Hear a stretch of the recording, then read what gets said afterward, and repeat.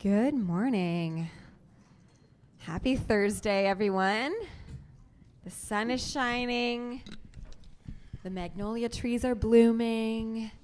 I love those. I know. We have one just outside our office window, Yeah. and I love sitting there and looking outside this time of year. Okay, we are continuing our Faith Outside the Box series this morning with Mrs. Lailey. So she is the head of our English department, and we're just going to start off with some rapid fire questions, which I know that you're nervous about, but you don't need to be. All right, Megan. Okay, Lay it on me. All right, what is your ideal vacation? Oh, okay. Well, it's trying something new. It's going somewhere adventurous, doing something hopefully in a new country or culture or a place I've never been. Mm-hmm. I love Would that be more seeing everything, like museums and art gallery type thing, or more like hiking and exploring? I have done both, and I love both. And I have an opportunity that I'm really looking forward to in July, going to 3 countries in Europe I haven't been with my daughter, my oldest daughter, and the two of us traveled together doing the museums, the art galleries, as well as the hiking. So we'll get to go out in the hills of Scotland and hopefully, experience cities as well as historical places and a whole bunch of different things. But we've also done epic family trips that have involved lots of adventure. Typically, a Lailey family holiday is you have to train for it. Okay. Mm-hmm. Yes. So no resting on a beach for you. I have done that, and that has been very restful and necessary, but most of the holidays are very active. Okay. Very cool. Which do you prefer, writing or reading? I love both. I teach both. I probably read more than I write. Okay. Yes. Yeah. Best concert you've been to? Where's John Bryan? I have seen U2 twice. Yes. I have loved all kinds of music. My dad was a singer, and so we went to a lot of shows, musicals, gospel concerts. I'm going to throw a barbershop. As I've been to so many shows like that. So there's been a lot of that has been really amazing. I've loved going to see and hear Handel's Messiah and be in the sing-along version where you get to stand up and sing all of the songs with the parts, and that's been glorious too. Glorious is a good word for Handel's Messiah. Mm-hmm. Yeah. Favorite movie that was based on a book or film adaptation of a book? I really loved the last of the Harry Potter movies, for sure. I really loved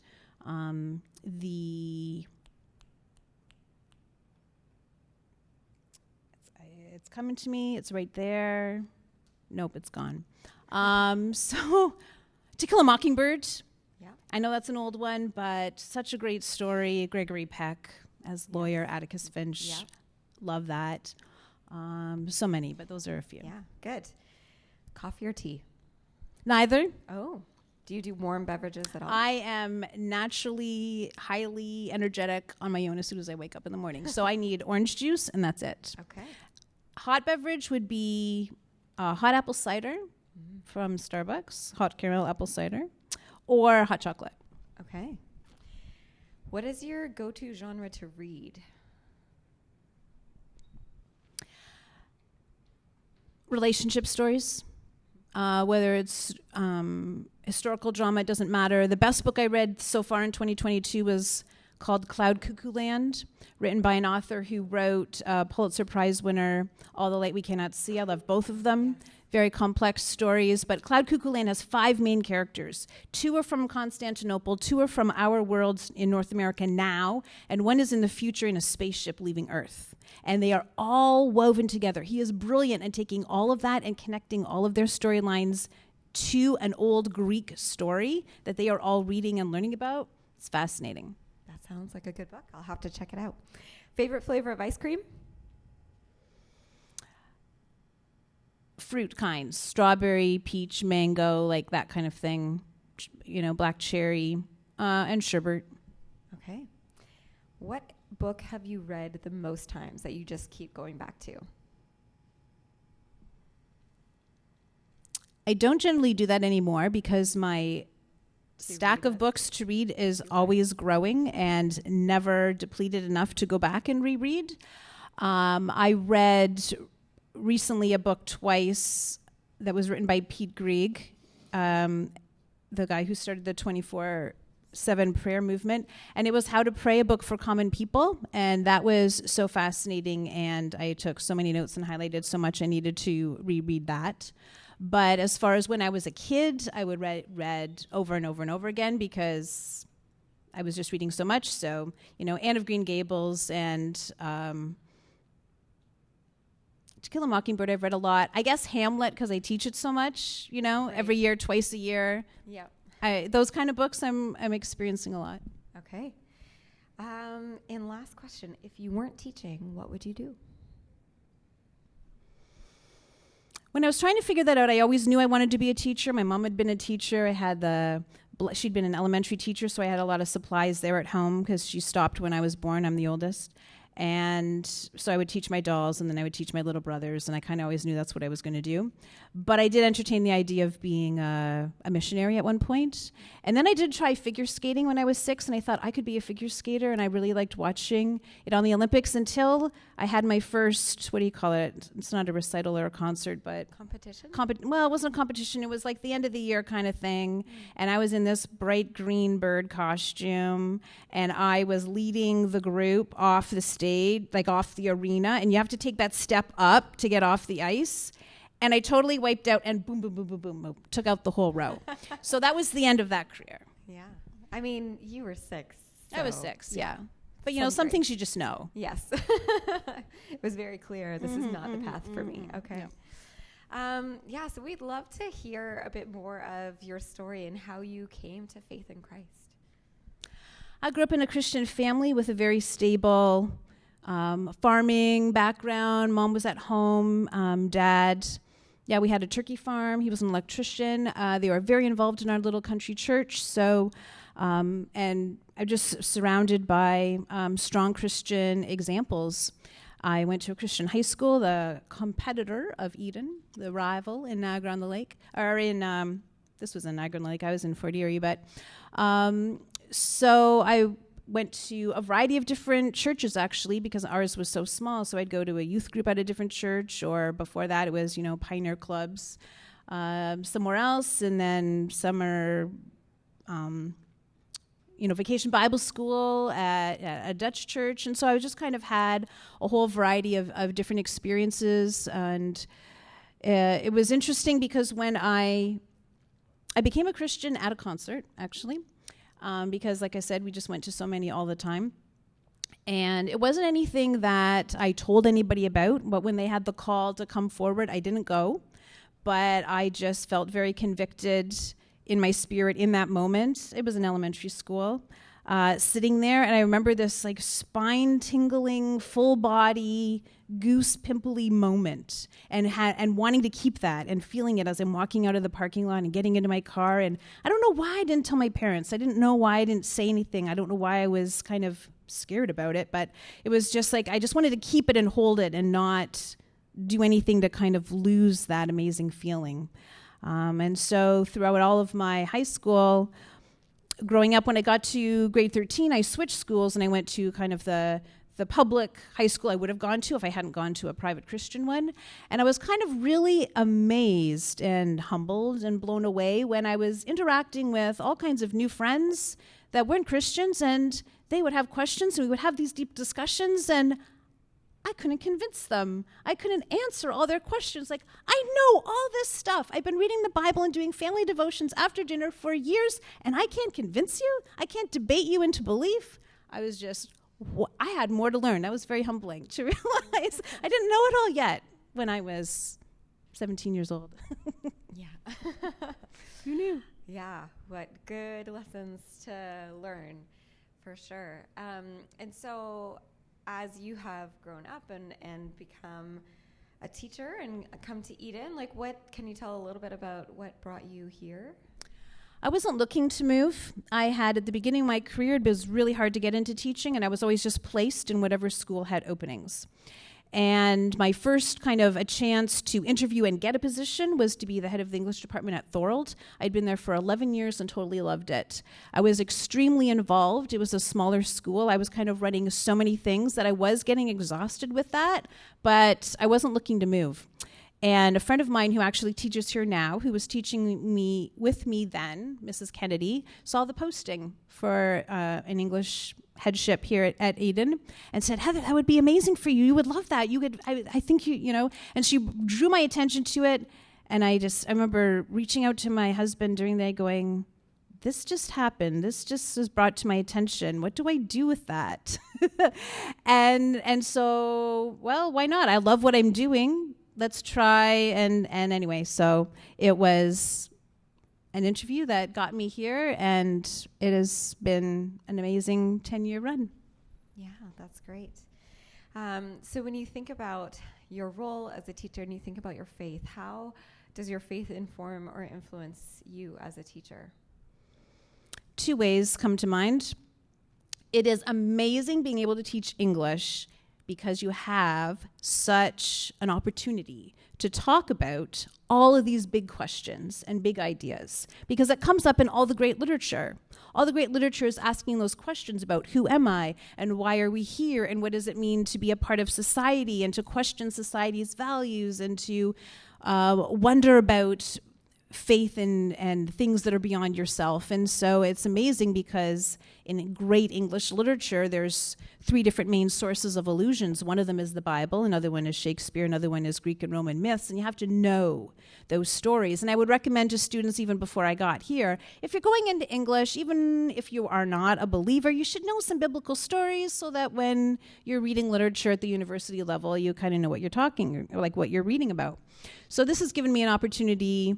You know, when we're analyzing a poem and there's this reference, does anybody know what this is referring to? Well, someone can say Lazarus, and I can say, tell us about that. You know, so I have an opportunity to weave that into our conversation all of the time. So that is super rewarding, because then I'm always praying and thinking there's people in this room that don't know those stories or what they represent. It's not meaningful to them. Here's an opportunity to introduce them something that might pique their interest. And then the second way that has been a factor for me is it was either when I teach creative writing or when people are writing a personal essay in another course to me, they will open up about things that, and this is usually after a number of months together, we've developed a rapport and a relationship where they know that this is a safe place where they can come to me with things or reveal part of their story to me. And so when students are revealing that in their writing, I have an opportunity to speak to that. So I would mark it first as the English teacher hat and, you know, here's your feedback. And then sometimes I will leave them a recording and say, okay, you don't have to listen to the next 3 minutes, but if you are interested in what I think about what you are writing about, I would like to speak to that. If you've raised some questions, I'd like to share my worldview on that. And so then I'm able to take that. And the feedback that I have gotten as students have emailed me afterwards has been very positive. Wow, I've never received feedback like that. Thank you so much for caring. And so there's lots of opportunities to connect with students with that. That's beautiful. I love the way that you can share that side of yourself with students through the opportunities that come from your class in particular. I'm wondering if you can share any significant God moments that you've had in your life. I would group them in different categories. So, like I said, there's been lots of adventures that we have gone on and seen different parts of the world. And so then there's those moments when you're standing there looking at something really amazing that blows your mind, and you, again, feel that kind of awesome, overwhelming feeling of God's presence. So that might be standing. I really am moved by very tall, large, old trees. So when you are standing in a grove of, or when you're seeing something beautiful like Louise, but when you're standing in a grove of massive redwoods or a Douglas fir forest in California or BC, it's just this peaceful, calm, and presence that kind of just puts you in your place. Moments where you're looking at the beauty of the Grand Canyon and that kind of thing has been really overwhelming. I love water. I love being by beaches and water and feeling the peace and listening to that and really feeling God there too. And then there's the moments where you've had challenge and crisis, and then God is really showing up in those moments too. I had one friend who was learning to be a spiritual director, and that was a really amazing year. The last year of her program, she had to practice on 3 people, kind of like student teaching. She had to have 3 people she met with once a month for an hour, and that was an amazingly beautiful journey that I could really learn a lot of different types of prayer, different ways of reading the Bible. It's really shaped me. I've learned about creating a rules for life. I've learned about spiritual retreat. And so the last 3 years, I've taken myself on my very own silent weekend of spiritual retreat. The beginning of February, before I have a lot of marking, beginning of second semester, I go to a friend's cottage that I rent, and it's just me and God and a couple things I want to pursue. One of the things I have been learning about is having a word for the year. And so the last 3 years I've had a word that has been a biblical word, a word that has been something I have studied, dived into. What are the Greek and Hebrew uses of that? What are all the verses of that? How is it speaking to me? A spiritual retreat has been amazing because I have come to those often exhausted and tired and broken and overwhelmed, and God has shown up every single time. And one of them, of course, a cottage, you're on this isolated kind of stone gravel road. And I remember one day when I was walking on that road and crying and worked up and not wanting to go back home to everything that was there. And Jesus was walking beside me. I could turn, I was walking this way, but I was looking this way because there he was beside me in his robe, in his sandals, looking at me and smiling, and there was a hug involved, and it was beautiful, and he was just there as a companion on that journey. And so some of those moments fuel you and help keep you going in so many different ways. Yes, I love that. What great practices that you've been able to implement in your life. Yeah, I think those annual rhythms and those, meeting with Jesus, using our imaginations and using our bodies, I think are really precious gifts. Yeah. You mentioned a little bit about there have been hard times, there have been struggles. Do you mind sharing a little bit more about how you have wrestled with your faith at different times? So while I have a collection of happy-looking people on that screen, and the Christmas card, family shots, and then the adventure shots, and there's one. There's all of us with my son's girlfriend as well. But when you look at the 6 of us, those amazing memories and amazing times with those people that I wouldn't change for anything, all of my darkest, biggest struggles have also come with those people.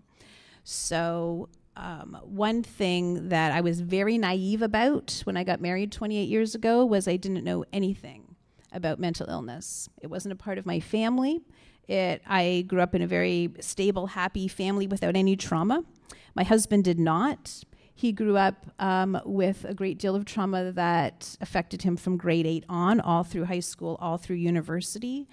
And naively, I thought when I met him in teachers college that all of that was part of his past, and he was a different person now. That is apparently not how that works. He had family members that were in his immediate family who also really struggled in debilitating ways with a variety of mental challenges. And so I didn't realize all of the nature-nurture aspects of that. And so in our family of 6, with the 5 of them, 4 of them have had significant debilitating collections of years of diagnoses. Not limited to, but including ADHD, OCD, bipolar, Asperger's, oppositional defiance disorder, borderline personality disorder, alcoholism, anorexia, and a suicide attempt. So all of those things are very heavy. And that is, I am a quick moving, quick thinking, quick driving, like action-packed kind of person. That is none of those things help in dealing with and helping someone process all of that and move forward through that. So there's been a lot of years of hospitals and counseling and coming to the end of myself. And when you can't do any more and you're totally exhausted and you realize I cannot control anyone else, I can give advice that no one appears to be listening to or is able to implement, and what do I know anyway, because I'm not a counselor, but all of those things lead you to this moment where you have to lay it down and say, I cannot carry this anymore. I bring it to your altar and I say, you've got to take it from here, and guess what? Jesus is standing there saying, I know. I've been waiting for that. One of our darkest times, my stepson, who is the one with the mustache there, Zachary, all of my kids went here, and that was a real blessing to be able to be a part of most of their high school journey and to have the support of the staff that was here. But one example of a dark time, he was different from when I met him. I knew I had been around kids all my life. My mom had run a home daycare. I had taught piano. I knew kids. I could work with kids of any age.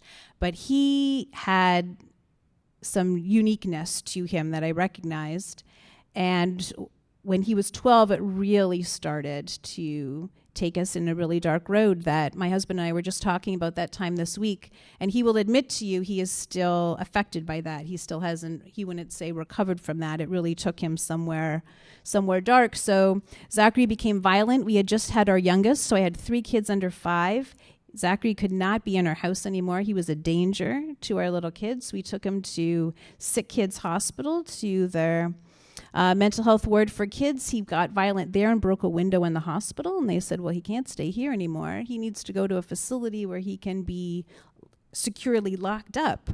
So that happened, and normally in that facility, you are there for about a 10-day stay. That's about the length of how long it takes them to kind of work on the next steps. He was there for 6 weeks. He turned 13 there. He had so many issues. They couldn't find the right balance of medication. My husband at that time had decided to kind of pull back a little bit on his business and go back to school. So he was trying to maintain his job as well as go to Toronto a few days a week for another degree. And we've got all of this going on. And so you really understand how much you need God. And like Billy Graham says, mountaintop experiences are wonderful for the view and the inspiration, but fruit is grown in the valleys.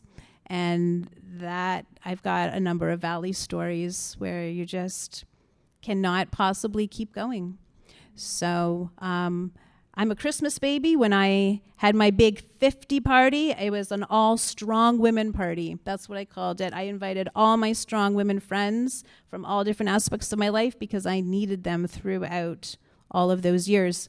The God moment in that is that Zachary, who is now 30, we never thought he was going to successfully graduate high school, have any kind of job, be a contributing member of society, live on his own. We didn't think that was possible. He now wears a suit and tie, works in a bank, and people come to him with their mortgages and investment questions, and he handles their money. That is something we never knew was going to happen. Wow. Yeah. I don't trust him with my money, but other people do. Ringing endorsement right there. Wow. Yes, God is good. Is there anything that you want to leave with students today before we go? I'm going to repeat some things that other teachers have said. They have talked about the need for having a really strong foundation, and Jesus gave us a parable about that, building as a wise builder on the rock. And so what does that foundation look like? They don't build their house in the storm. You have to have it in place before. And 3 things I would say make that foundation are having a strong community, having an active, committed prayer life, and being in the Word, being fed regularly, because that's how you know who God is, what His promises are, what His stories are, how He has been faithful, and that He is there for you and wants a relationship. Thank you so much for sharing with us today, Mrs. Lailey. Okay, Quick announcement. The Foundry is meeting in the SLC today. Senior Girls Driven will be in the Hub tomorrow and celebrate you on Friday for those who have signed up. Have a great day, everyone.